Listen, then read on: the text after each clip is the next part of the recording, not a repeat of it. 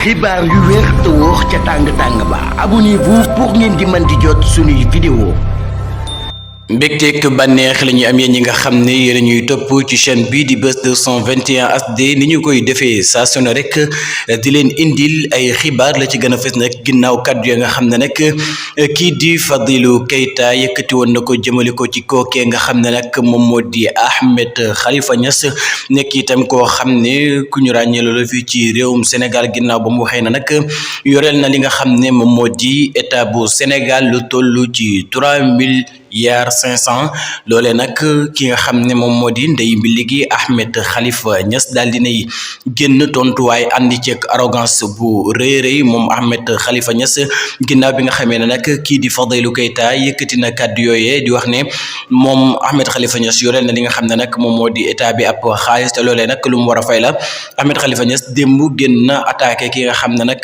moom moo di Fadilou Keita waaye itam ànd ceeg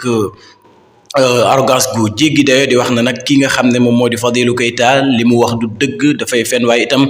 mu nekk ay kàddu yoo xam ne yu doy waar la waaye itam waxaale ci ki nga xam ne nag moom moo di waajuram bu jigéen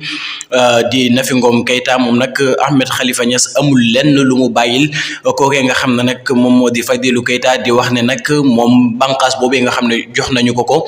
du yàgg dara mu daal di koy daaneel kon nag mën nañoo wax ni Ahmed Khalifa Niass la mu yéene kookee nga xam ne moom moo di Fadilou Keita du réussir waaye itam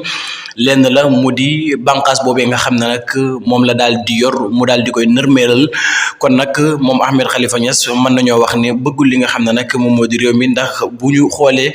ca kàddu ya nga xam ne nag yëkkati na ko jëmale ko ci li nga xam ne nag moom moo di CDC boobee nga xam ne kii di Fadilou Keita